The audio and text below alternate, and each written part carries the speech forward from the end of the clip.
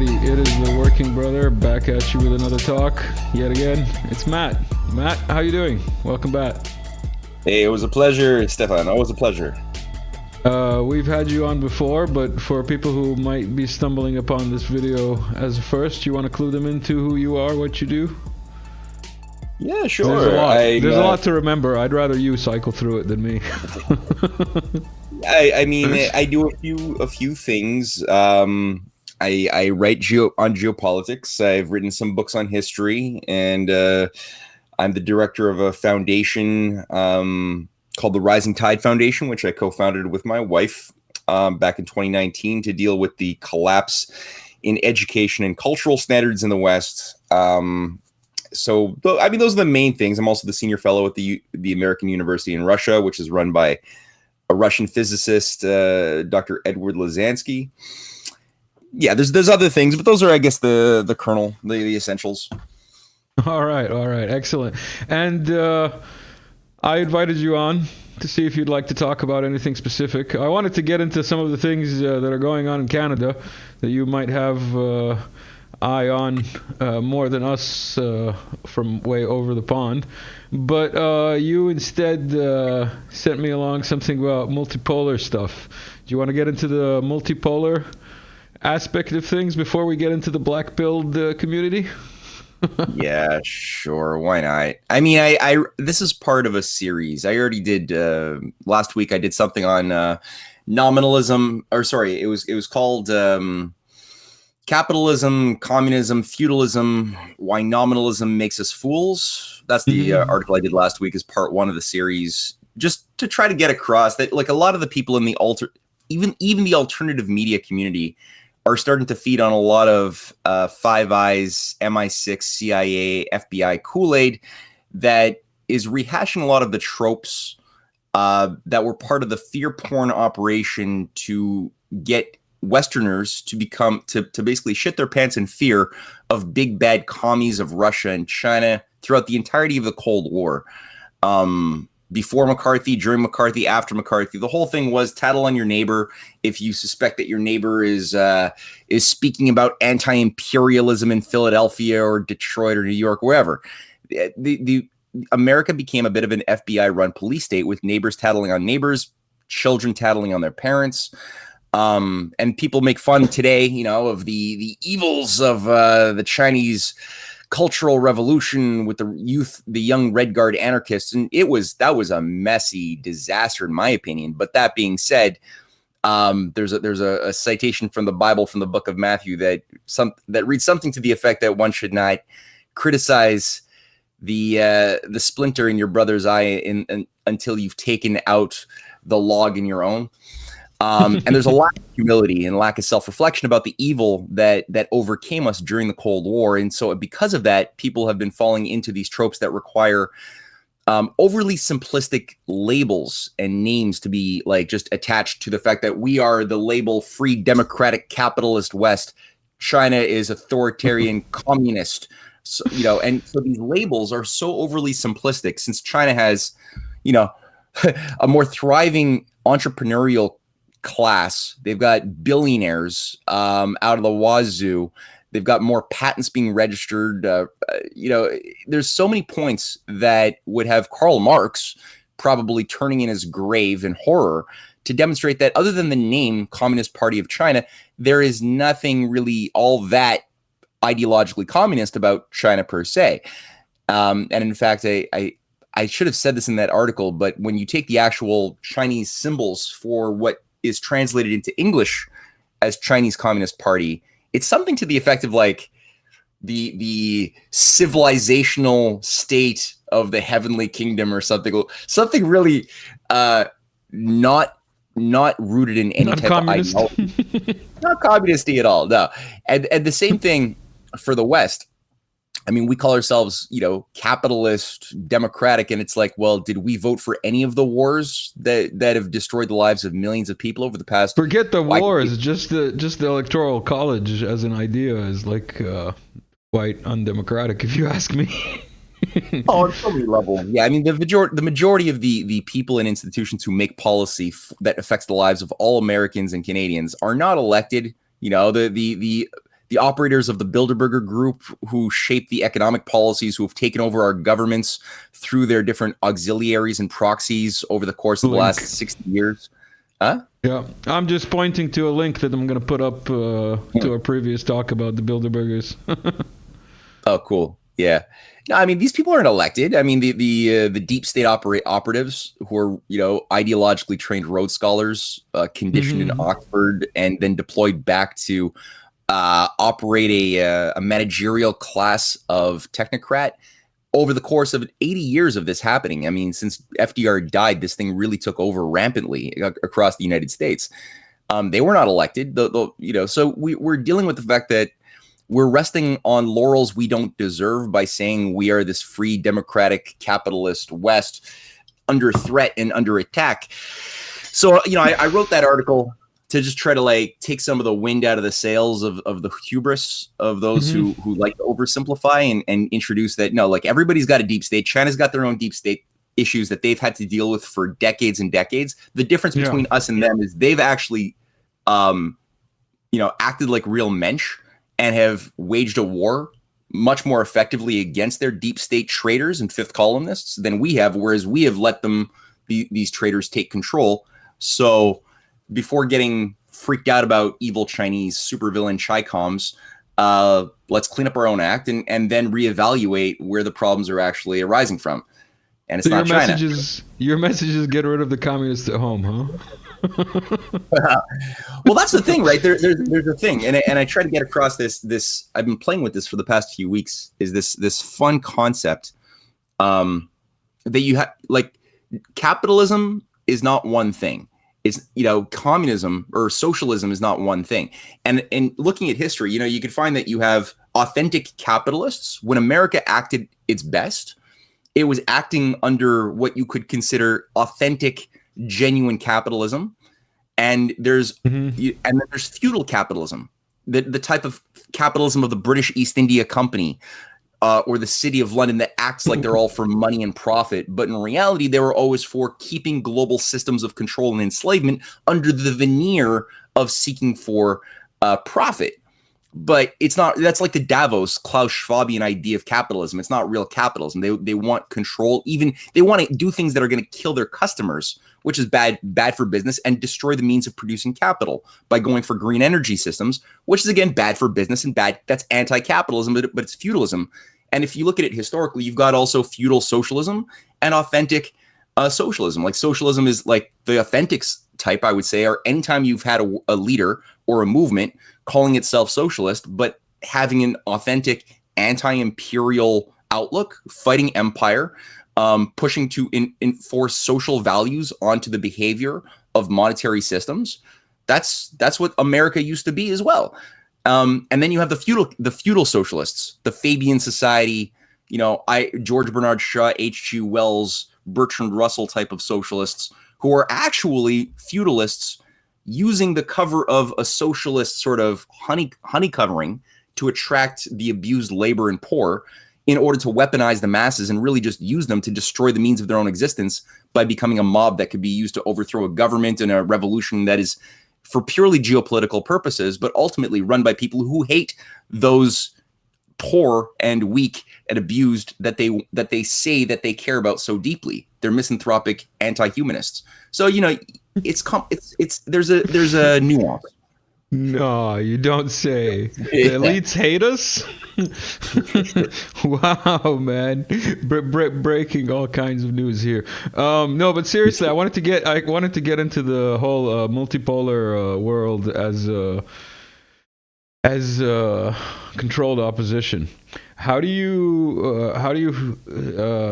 term the multipolar world? Is it a synonym for BRICS? Like, is BRICS becoming a synonym for the multipolar world? Like, to get that out of the way first, like to define what a multipolar world is.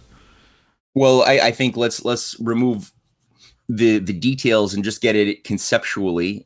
First and foremost, multipolar is usually something used in contrast to unipolar. One or many, you have a choice. In this case, it's about governance. Where do we want international and policy making where do we want the authority for international law and the behavior of human systems to emerge from? One center of command, that's the unipolar idea, sort of one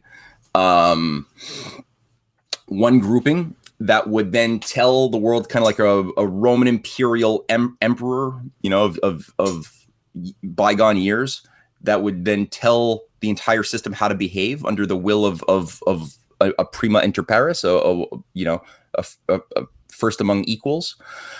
Or do you want multiple centers that could coexist, in which international law is shaped? Whether it basically, it wouldn't just be one pole; it would be many different areas representing different civilizational states, identities, nation states. And in that case, that system would be much more in harmony with the concept of the sovereign nation state system. Although in some, it wouldn't purely be only sovereign nation state. Like, it's not like every sovereign nation state would wield the same amount of influence. Eritrea, it wouldn't wield the same amount of influence necessarily in real physical economic terms as, let's say, Ethiopia, which is very close to it, but a much stronger nation. Same thing for, like, Ethiopia wouldn't wield as much power as an orb, as a gravitational center of action than, let's say, China, which has a greater power of production, a greater power of doing things, and thus greater influence. Like any orbit, a bigger planet would have a bigger gravitational force than a smaller, like a moon but everybody would have a play and a say within the construct of what policies are defined. So that's sort of the more abstract idea of multipolar, many poles versus one of command, and authority for law. Is the BRICS co-equal to multipolarism? No, I wouldn't say so, because the BRICS is still itself an underdefined, an underformed idea, finding expression. So it is an expression of multipolarism in a more advanced way than we have it anywhere in the West, which is much more under the control of a London Wall Street central banking dictatorship, including all of the European Union area, North America, mostly Canada and the US, very much under one centralized control. That's so, like, the countries of Europe, not only do they not really have much of a say in their economic destiny, but the policies that have been put on them from the Lisbon Treaty, the Maastricht Treaty that created the euro, the entire system of deregulating private finance to create this multi-headed beast of private capital, which has more power than sovereign nation states. They're doing things that are involving the necessary murder of Europeans, the basis upon which Europeans require energy and food to live. That's being consciously undermined. Same thing for the Americans, with the takedown of viable energy sources, viable food production through things like the COP27 mandates to shut down 30% of our agriculture or fertilizer use in order to save nature. And then, instead of eating farmed goods like we've been doing for thousands of years, we're supposed to eat bugs from cricket farms like they have in Canada now, the world's biggest edible cricket farm. That's supposed to be the new type of food. Oh yeah, that's what we've given to the world. That's Canada's gift. So that's supposed to be the good thing. Shut down food production, shut down viable energy, replace it with windmills, solar panels, and then eat bugs to stop the climate. Supposedly, there's synthetic meat farm being or factory, whatever you want to call it, being made here in Serbia. Is the latest news that I come across locally. So yeah, woohoo. Well, I don't see any. I'm a pro technologist. So for me, I don't see anything intrinsically bad about lab grown meat or GMOs or things like that. What I see as problematic is the immoral desire to kill us by a death cult that wants to, like, infuse their values into all systems that we rely upon. And so, you could imagine if you had, like, an actual moral, just type of, like, a world where justice was active, the type of technology that one could create from GMOs, as far as crops that, can be more hardy, more durable in bad climate, or tomatoes could be grown that are like 10 times more vitamin rich than This is a tomatoes that are. comedy show. Yeah, you're right. It's It would possible, be, dude, but you know, honestly, it's possible. They just don't care about those things. if only I had that meme handy, like what the world would look like if we had like leaders who were who were good for us. Yeah, no comment. What can I say? Yeah, the technology is there. Like all technology, like a gun, can be used in a good or in a bad way. But the point is that, like you say, it's all been undermined by, or subverted, I should say, by evil forces. So, yeah, the whatever meat they're printing is definitely not good for you. No, You know? exactly. No, they exactly. They no, for sure. If anything, it might have things that are going to increase your chances of dying earlier than you should have, or consuming some weird CRISPR tech mRNA material that we didn't want to take into our body through a needle might find a new pathway into our systems. As I've been watching some recent presentations that are disturbing through these.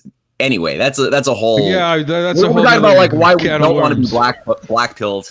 And Yeah, but let me just give a quick shout out to everyone who's bought me a coffee, since they've convinced me to open this buy me a coffee thing. It's worked well. A couple of people have bought me a coffee. I appreciate that. Coffee makes the show run. Also, big shout out to the Patreons. If you've been a Patreon, thank you. If you're not yet, you can check me out there. All right, now that housekeeping is out of the way, let's get into the black-pilled scene, or the black-pilled idea. This is from Working Brothers Instagram. It's a little chart. It says blue pill, things are okay. Red pill, things are not okay. Black pill, nothing is okay. White pill, nothing is okay, and that's okay. Clear pill, it is what it is. And then there's my fucking stance, I don't give a fuck. Basically. But no, also find the Working Brother on Instagram. Lots of interesting stuff. Yeah, Matt, tell us about what a black pill is and why we shouldn't be black pilled. Well, I mean, black pilled, I think everyone who's watching knows what this is. So I'm not going to define what black pilled means. And I think you did a pretty good job. You should, because we've got all kinds of viewers from everywhere. So you did it perfectly fine with that meme. That's it. It's just like, it's the idea that there's no hope. There's never been hope. Everything is controlled opposition. And everything that appears to be hopeful is actually just the oligarchy trying to give you false hope in order to take it away and break you emotionally. Slave. Go back to, and it becomes almost like a little bit of a warm blanket, reinforcing my sense of being impotent and thus having no real responsibility, which usually tends to come with knowledge of solutions. Like if your house is on fire and you're one of the few people who have an idea of what the pathway is to get the kids out of the house, safely through this window that people are not thinking about, well, that puts a moral weight of responsibility on you to, risk getting burned, but really trying to help and save lives. If you don't believe in any pathway out of the burning house, well, you can't be held accountable by yourself or by anybody for just, sitting back in anger.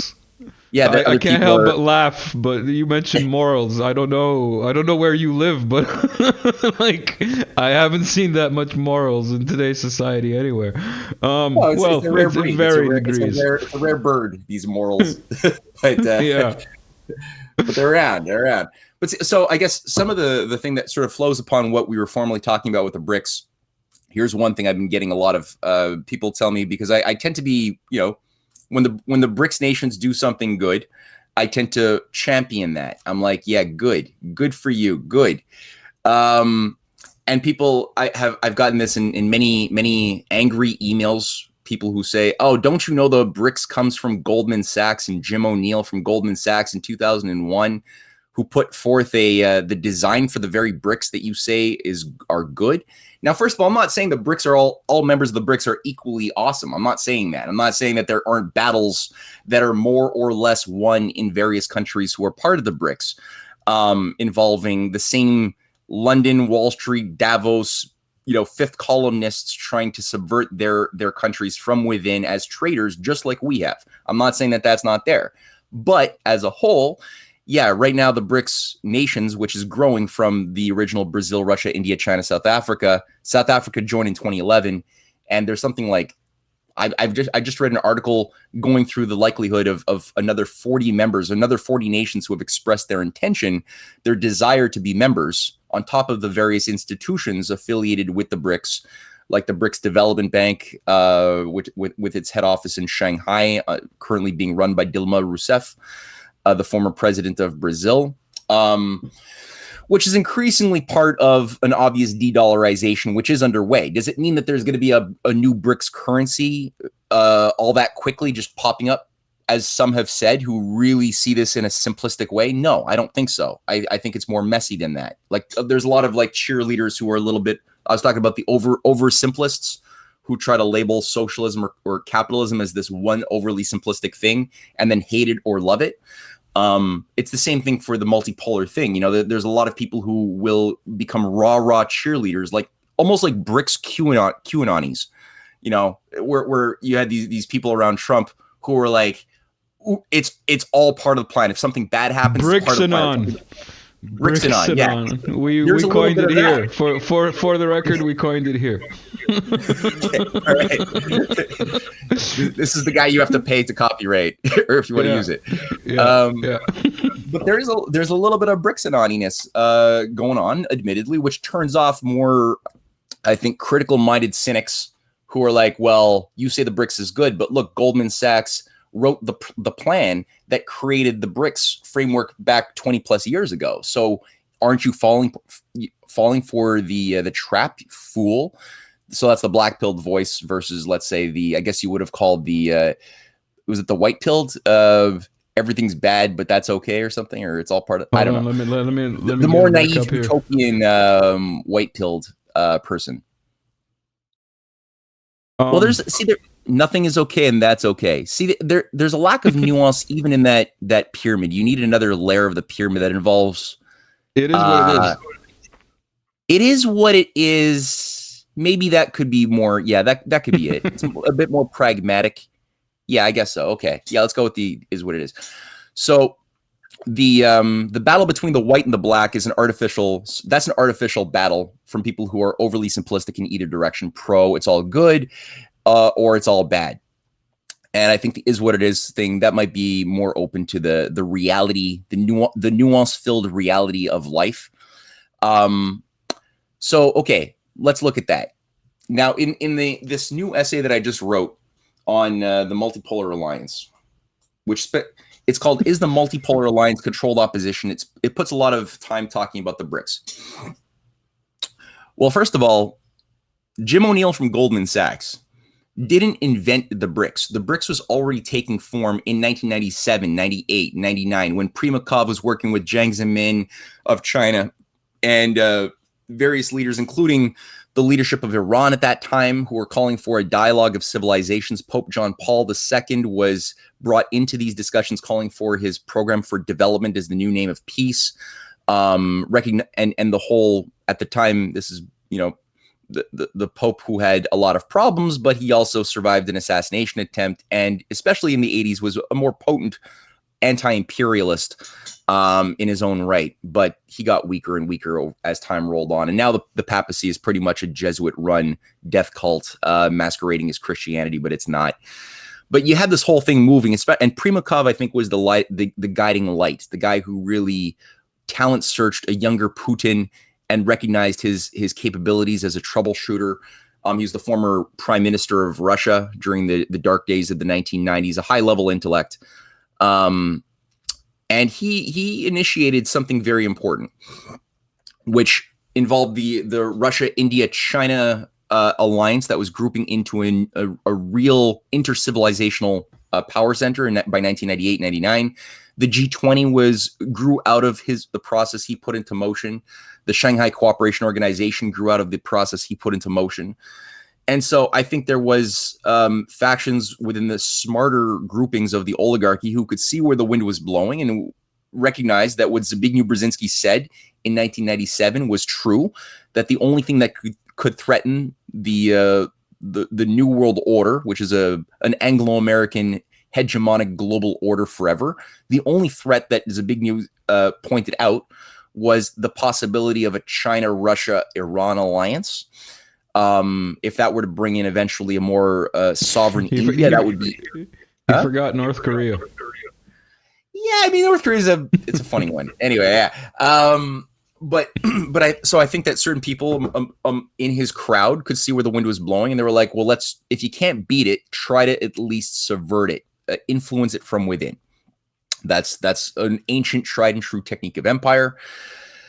Co-opt it, so Jim O'Neill was assigned the role of trying to create a business model for the BRICS. At the time, his model was premised around an extrapolation of monetarist arguments of profit, especially around Brazil's biofuel market, which was making a lot of money, but biofuels is an anti-human insanity. I mean, the idea of taking corn and burning it while we have mass starvation on the earth is insane. It's a desire to financially incentivize the burning of food. But that's what the Brazil economy was making a lot of money on, especially under the control of the Santander Bank, one of the Rothschild Inter-Alpha banks, which had a vastly dominant role to play in the Brazilian economy of that time. So that was sort of the Achilles heel that O'Neill had as his great idea. Let's just slip in this Trojan horse, this Achilles heel time bomb of speculation, Brazil, into the otherwise already existent alliance that had been growing around Russia, China, and India. So that became BRICS instead of RICS. And then that went on for about a decade until South Africa joined. South Africa as well has no shortage of Cecil Rhodes oriented agents. The roundtable movement was very active and still is very active in South Africa. The apartheid structures didn't fully leave, and the apartheid, South African state was always loyal to the City of London Central Command of the world. So there was a victory with Nelson Mandela, but it wasn't a full victory. Just like the American Revolution was not a full victory. The British loyal traitors masquerading as American patriots always stayed behind after 1776, and this is the origin. If you want to look at where does Wall Street emerge from, the skull and bones of Yale, what were the Freemasonic outfits that created and established this thing? From the British loyal opium families of America that were always working with the British East India Company in the 19th century to make their ill-begotten profits out of this global British Empire strategy of stuffing opium down the throats of the Chinese. So this is the thing with South Africa, right? But you also have an authentic America and you have an authentic South Africa. You got people who care about the actual deeper traditions of Africa as an anti-colonial, deep, beautiful, ancient civilization. So I think Jacob Zuma was an honorable guy, and South Africa was brought on. But if you look at everything that economically, politically, culturally has been animating the dominant thinking of China, of Russia, also increasingly of Brazil, and South Africa, who are the weaker sort of two members of the alliance. Maybe it's Brazil has seen a little bit more pushback in the recent year or so from some of the Western directed fifth columnists. But point being is they're weaker and not nearly as strong as Russia and China as far as economic and political and cultural sovereignty are concerned. But their policy is increasingly being animated by things that Jim O'Neill and Goldman Sachs detested. It's not so much speculating on biofuels that are animating the portfolios of the BRICS or their economic thinking. It's increasingly building bigger and bigger infrastructure modeled on what China has done, instead of what Goldman Sachs is saying that should be done, which is force investments to be tied to 5, 10, 20, 50-year projects that are going to have the effect of increasing the real value and real productive powers of labor of nations and of the members within the nation, citizens, over time by building high-speed rail, building water sanitation systems, building even the soft infrastructure, the educational grids needed to train engineers in regions that have been abused and have been kept ignorant. You have to do these things. So that's what we're seeing as far as what is animating the nations that are affiliated increasingly with, and I would say less the BRICS is like a convenient platform around which nations can go and plan and talk together. It's increasingly, there are institutions, like I said, the BRICS Development Bank, which was supposed to be an offensive bank, like a real alternative to the IMF and the World Bank, which have been the monopolies for global international lending to most nations of the world for 80 years. So originally, when it was set up in the Fortaleza, Brazil in 2014, the BRICS Development Bank was supposed to be like something that would permit for very low interest, conditionality-free loans to poor countries who really just wanted to build their infrastructure, which were sabotaged by the IMF, over decades and decades.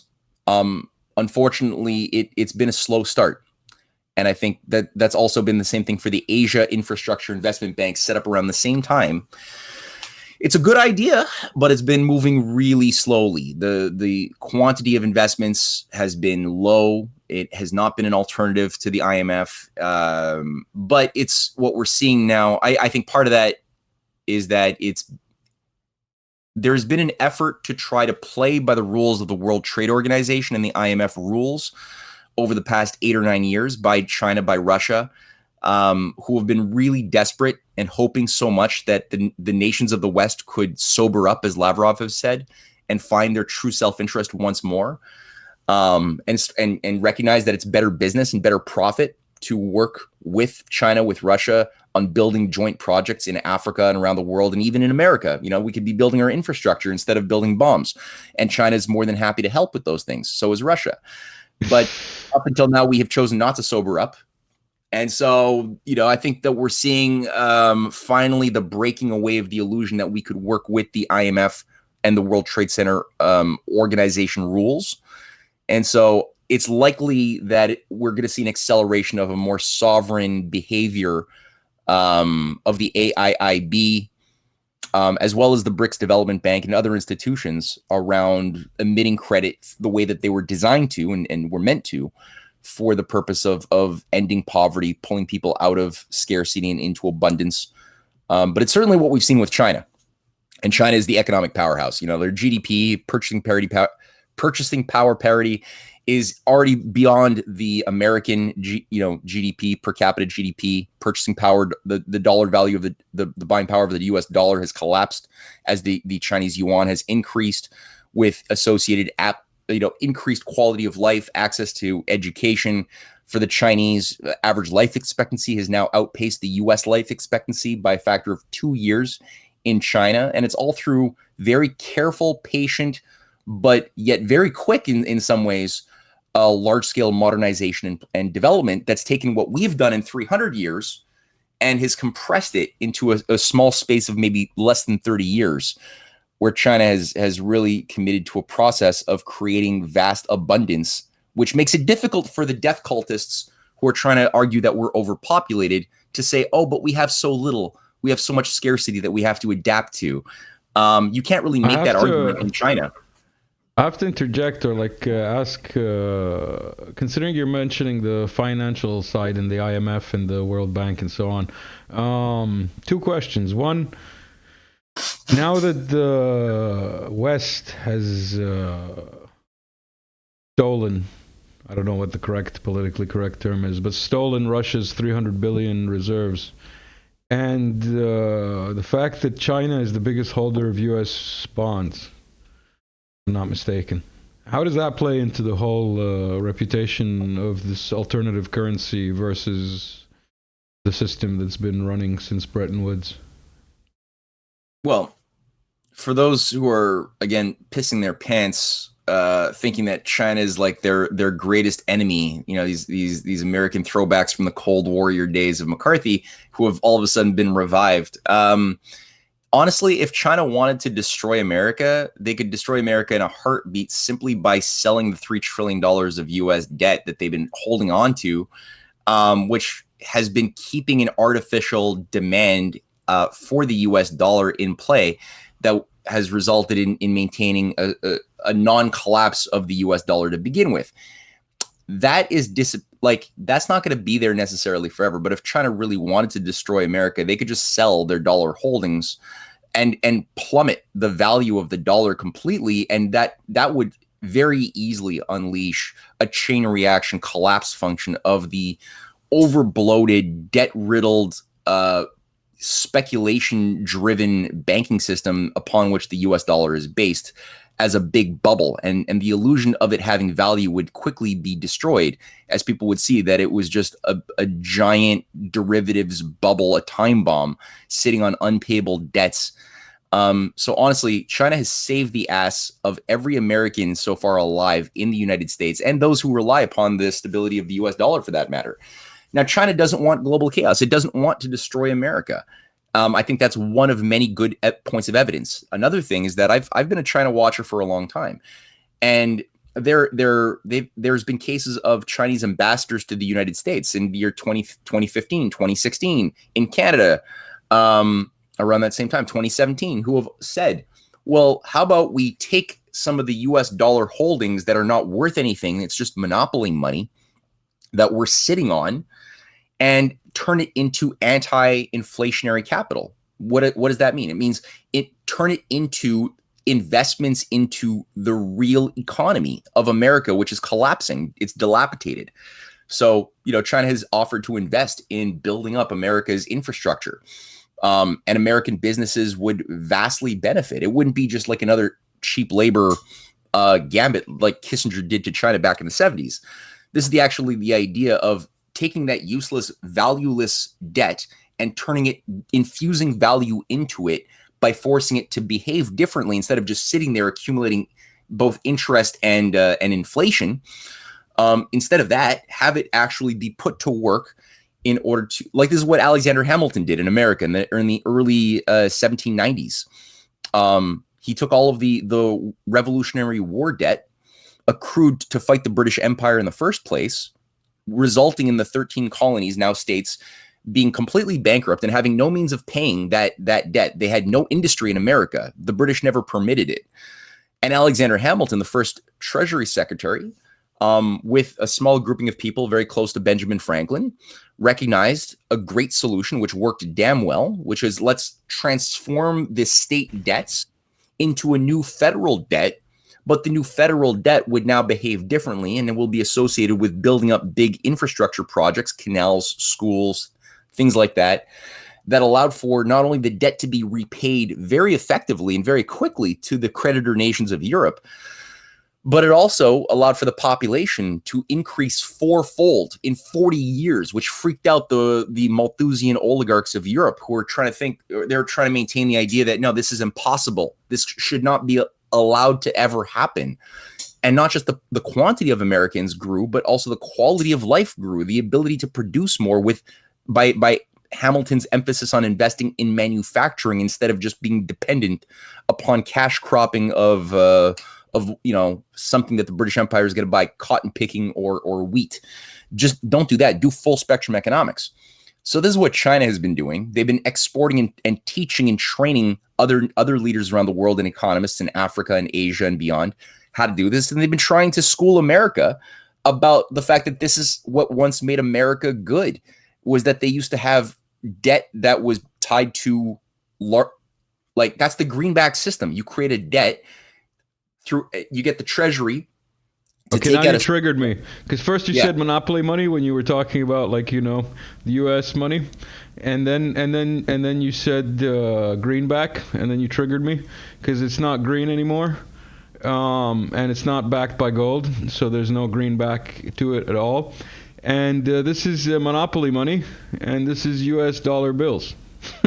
So yes. If anybody thinks they're taking the piss, yes, they are. Yes. I just wanted to draw this to people's attention because many people have not seen this. But it's worth mentioning that it is literally monopoly money. Are you there? Did you freeze? Oh, I think he froze. I think Matt froze. Are you back? Matt, can you hear me? No, I can't hear you. Matt might have frozen. Let's see if we can get him back on while we're live. Hello, hello. See, oh, doesn't look like it. Something has gone wrong. Might have been Trudeau. So yeah, Monopoly money, everyone. Like, share, subscribe if you stuck around to here. Check out Buy Me a Coffee. Looks like Matt has been taken off the internet. Thank you for sticking around. Catch you later, everyone.